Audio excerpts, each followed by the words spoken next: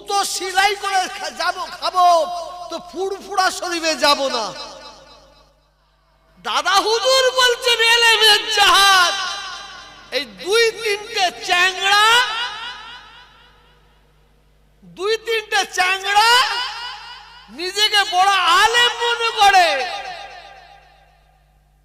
তারা বলছে ভাঁড়ের মতো এলেম। ওই ব্যক্তিরা কি বলে গেছো, সামনে ব্যানার লেগে দিয়েছে ফুরফুরা শরীফ দাদা হুজুর, তার মানে দাদা হুজুরের সিলসিলা মুরিদ মুতাজিদের কাছ থেকে চাঁদা তুলে মাদ্রাসা চালাবে।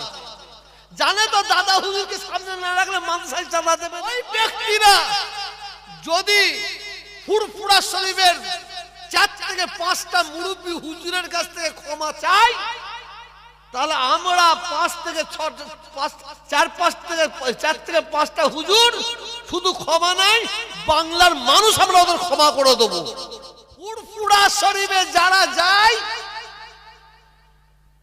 এরা হচ্ছে শালা ওদের কাছে। পীর আবু বকর সিদ্দিক রাহমাতুল্লাহ আলাইহি দাদা হুজুর ভুল করেছেন। কি ভুল?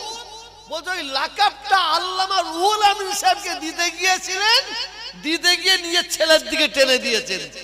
একটু জোরে বলতে হবে, উনি বোঝে না। এই বক্তা ওকে বলছে জিনাখোর, তওবা তওবা। এই বক্তা ওকে বলছে জিনাখোর, এ মৌলানা ওকে বলছে তুই ওর কাছে ধরা পড়ে গেছিস, এ মৌলানা ওকে বলছে তুই ধরা পড়ে গেছিস। জনসাধারণ তারা শুনে কি আনন্দ পাবে মুসলমান ভাইরা? ব্যানারটা কিন্তু ফুরফুরা শরীফ, ব্যানার ফুরফুরা শরীফ, কিন্তু তাদের বুকের ওয়াজ শুনে বিশ্বাস করুন মনটা খারাপ হয়ে গেল। ওয়াজ করতে করতে বলছে আল্লামা রুহুল আমিন সাহেবের এলেম আর আলা হযরত মেজো হুজুর কেবলার এলেম কেমন?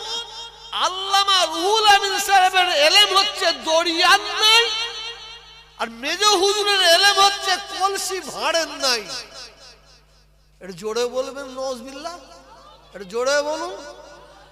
আপনারা এটা মেনে নেবেন? এটা জোরে বলবেন তো, হ্যাঁ কিনা? মেনে নেবেন?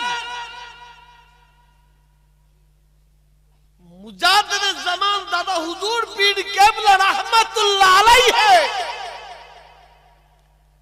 আমি নিজে কানে শুনেছি, আব্বাজান ছোট হুজুর কেবলা পবিত্র জবান দিয়ে পীর মুর্শিদের মুখ দিয়ে শুনেছি। মেজো হুজুর পীর কেবলা রাহমাতুল্লাহ আলাইহি হজ মুবারকে যাচ্ছেন, পানির জাহাজ, তখন পানির জাহাজ ছিল। মেজো হুজুর পীর কেবলা রাহমাতুল্লাহ আলাইহি পানির জাহাজে তুলে দেওয়া হয়েছে, জাহাজ ছেড়ে দিয়েছে, জাহাজ যাচ্ছে, পারে কে আছে? মুজাদ্দিদে জামান দাদা হুজুর কেবলা রাহমাতুল্লাহ আলাইহি হাজার হাজার মানুষকে নিয়ে দাঁড়িয়ে আছেন। মেজো হুজুরের জাহাজ ছেড়ে দিয়েছে, হাজীদের জাহাজ ছেড়ে দিয়েছে, আর দাদা হুজুর আগুল বেরিয়ে কি বলছে, চোখের পানি ফেলতে ফেলতে বলছেন বাবারা দেখো দেখো, আমি আবু বকর এলেমের জাহাজকে দরিয়ায় ছেড়ে দিলাম।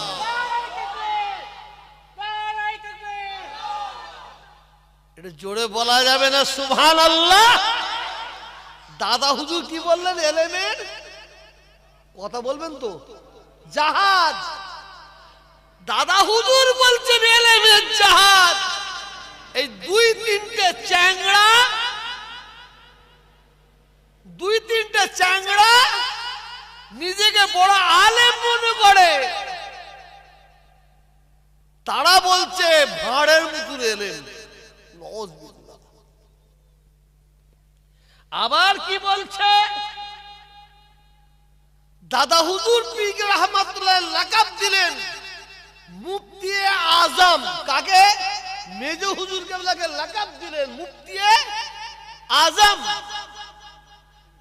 ছেলে খেলা। আর এই 2-3-4টে ফচকে আলেম নিজেকে বড় মুফতি মুহাদ্দিস মনে করে, ওই দু চারটে ফজকে আলেম কি বলতে জানেন? পীর আবু বকর সিদ্দিকী রাহমাতুল্লাহ আলাইহি দাদা হুজুর ভুল করেছেন। কি ভুল? বলছে ওই লাকাবটা আল্লামা রুহুল আমিন সাহেবকে দিতে গিয়েছিলেন, দিতে গিয়ে নিজের ছেলের দিকে টেনে দিয়েছেন। একটু জোরে বলতে হবে, আর একটু জোরে বলুন।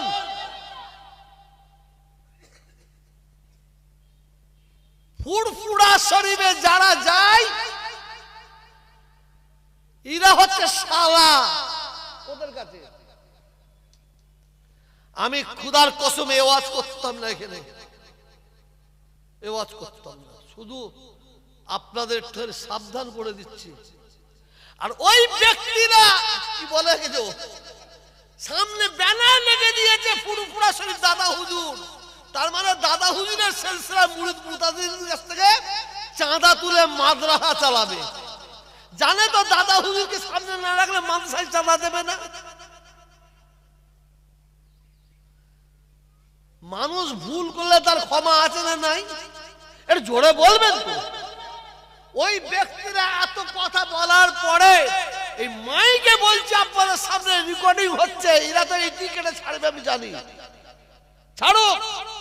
যদি ওই ব্যক্তিরা যদি ফুরফুরা শরীফের 4 থেকে 5টা মুরব্বী হুজুরের কাছ থেকে ক্ষমা চাই, তাহলে আমরা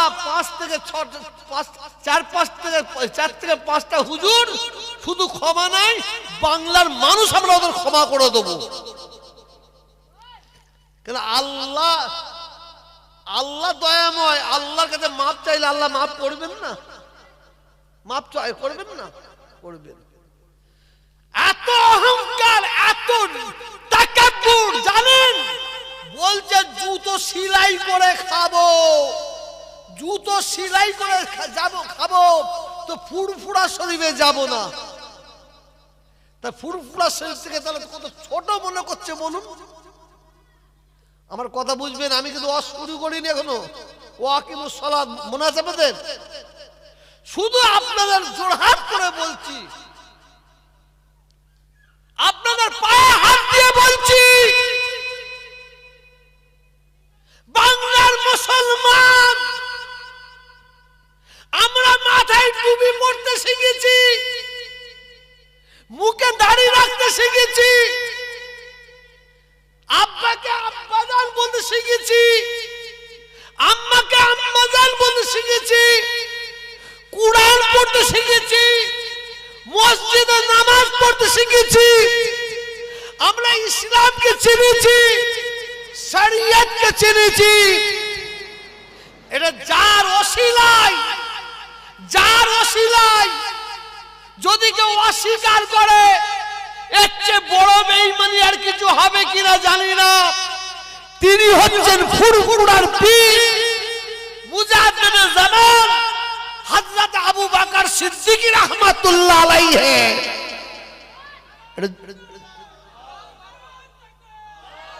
5 হুজুরকে রাহমাতুল্লাহ আলাইহি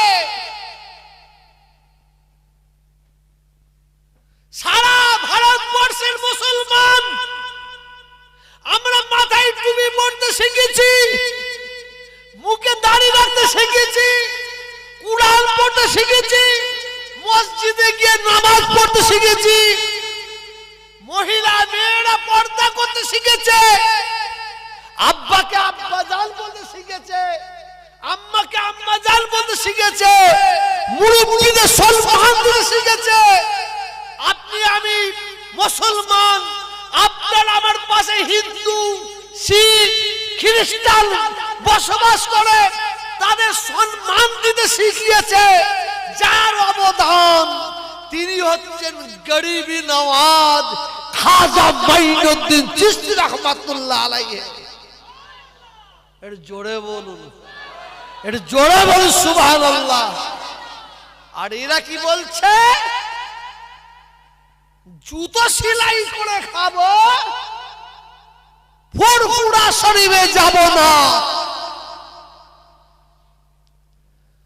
হয়তো ভুল বুঝবে ইনশাআল্লাহ, তবে এ নিয়ে আমাদের ভাইয়ে ভাইয়ে ঝগড়া করা মোটেই ভালো নয়। কারণ অমুসলিমরা বেধর্মীরা হাসবে, ঠিক না বেঠিক?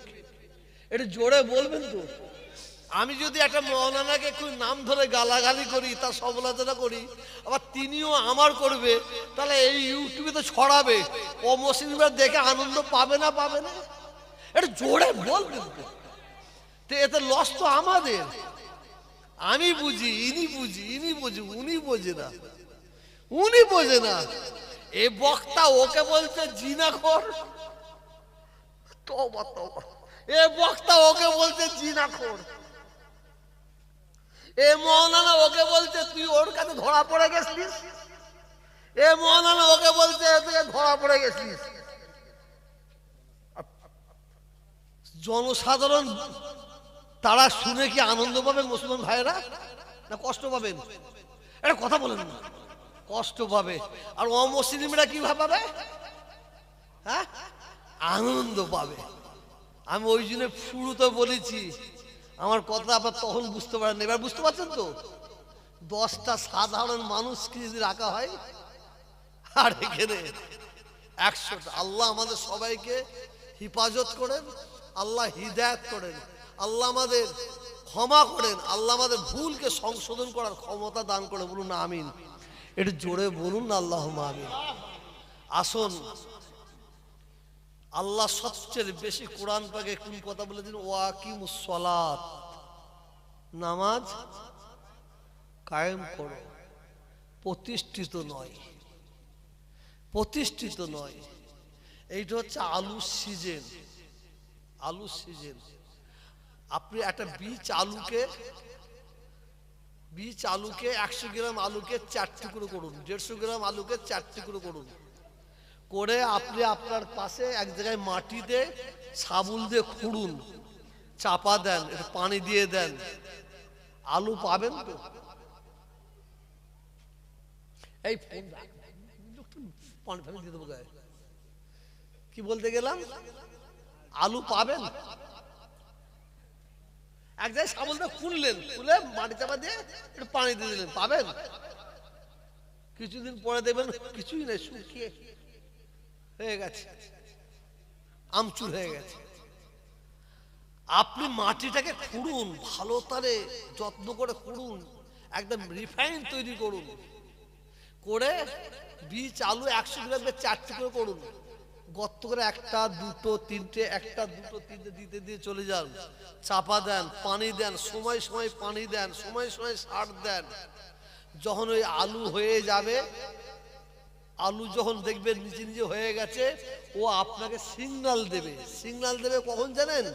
ওই গাছগুলো নিজে নিজে বাচ্চা দিয়ে সব মরে যাবে। কিছু বুঝতে পারলেন না? পারলেন না? কি বললাম? সিগন্যাল কিভাবে দেবে? বাচ্চা দিয়ে মরে যাবে। আপনি যেখানে 15 গ্রাম আলু বসিয়েছেন সেই জায়গায় গিয়ে খুঁড়ুন, দেখবেন সেখানে আপনি 250 গ্রাম আলু পাবেন। পাবেন না পাবেন না? এটা কথা বলুন না, পাবেন না পাবেন না? পাবেন। তাহলে এই আলুটা পেতে গেলে আপনাকে কষ্ট করতে হবে, মেহনত করতে হবে, সময় সময় আপনাকে ট্রিটমেন্ট করতে হবে, তবেই তো আপনি পাবেন। ওই জন্যই তো আল্লাহ কোরআন পাকের মধ্যে বলেছেন ওয়াকিমুস সালাত, তোমরা নামাজ কায়েম করো,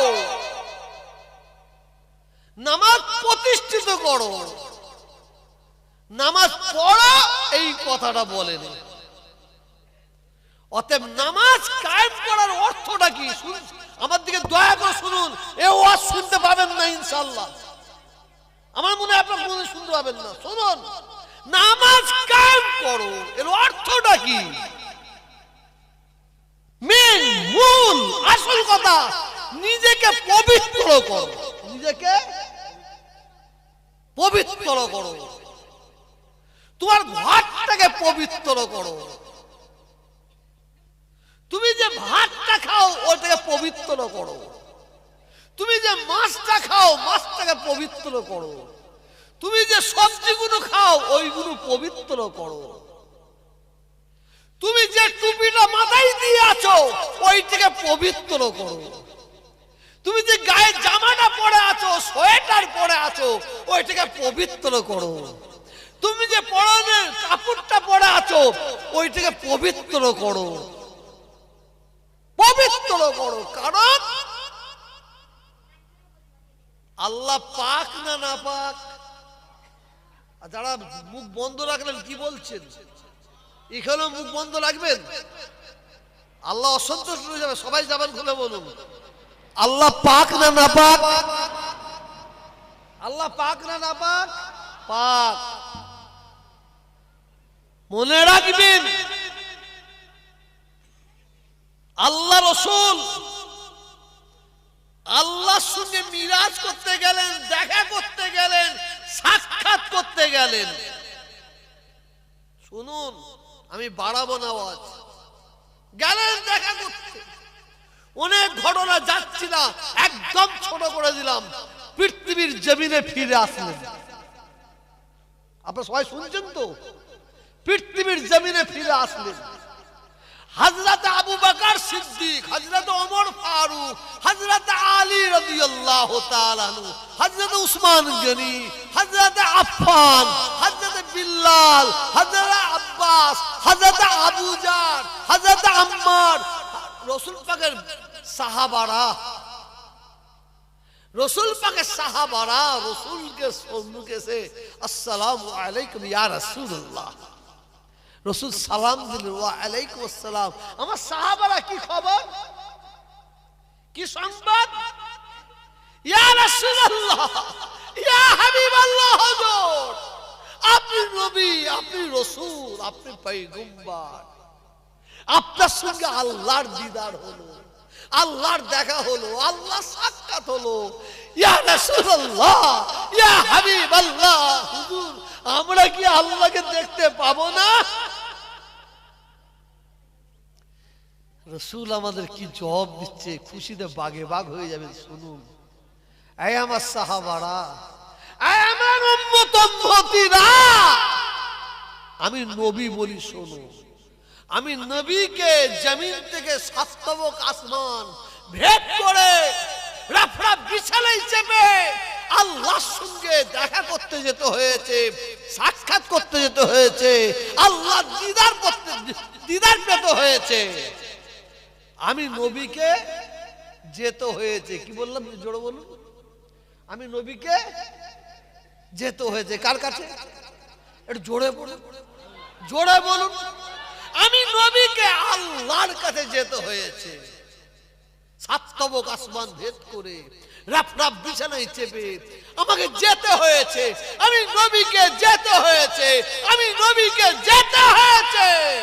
আয় আমার সাহাবারা, আয় আমার উম্মত উম্মতিরা, আমি নবী, রাসূল বলছেন আমি নবী, আমি নবী, আমি নবী, আমার ওসিলায় আমার আল্লাহ আমার উম্মত উম্মতের সঙ্গে স্বয়ং নিজে দেখা করতে আসবেন। একটু জোরে বলুন, আর একটু জোরে বলুন। সাহাবারা বলেন, ইয়া রাসূলুল্লাহ, আল্লাহ আল্লাহ আমাদের সঙ্গে দেখা করতে আসবেন? বললে, হ্যাঁ আমি নবী বলছি, আল্লাহ আমার উম্মত উম্মতের সঙ্গে দেখা করতে আসবেন, আমার সাহাবাদের সঙ্গে দেখা করতে আসবেন। সাহাবারা বলেন, ইয়া রাসূলুল্লাহ, ইয়া হাবিবাল্লাহ, হুজুর আল্লাহ আমাদের সঙ্গে দেখা করতে আসবেন। কোথায় কোথায় কোথায় বলুন, কোন জায়গায় বলুন? পাগল হয়ে যাচ্ছে।